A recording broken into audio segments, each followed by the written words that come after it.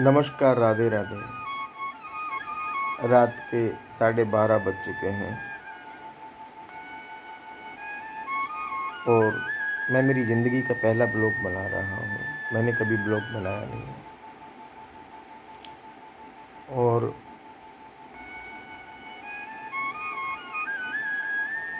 ज़िंदगी के last last ही चल रहा है। बचपन भी देख लिया, जवानी भी देख ली, अब बुढ़ापे की ओर अग्रसर चल रहा हूँ।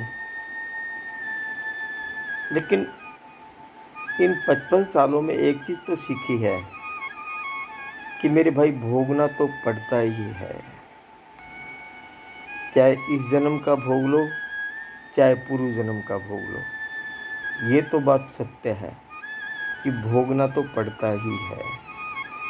और दूसरी बात जिंदगी में ये सीखी है कि कर्म तो आदमी के इस जन्म में भी साथ चलते हैं और मरने के साथ ही जाते हैं।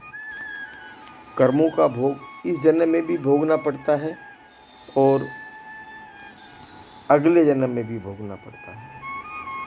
इसलिए आदमी को कभी भी सच्चाई से पीछे नहीं हटना चाहिए और अच्छे कर्म ही करने चाहिए।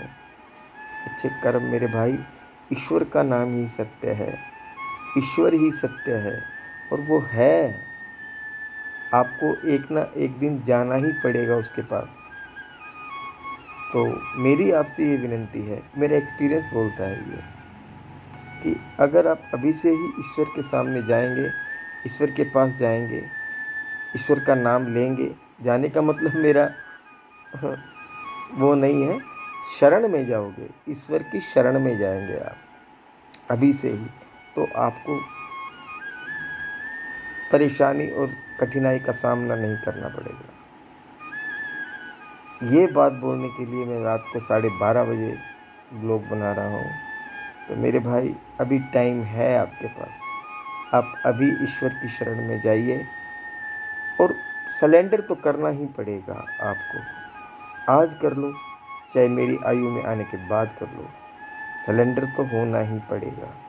तो मेरी आपसे ये राय है कि अभी से ही सलेंडर हो जाओ कि मैंने जो किया, पाप किया, जो भी किया, गलत कार्य किया, हे प्रभु मुझे माफ़ कर, अब मैं तेरी शरण में हूँ।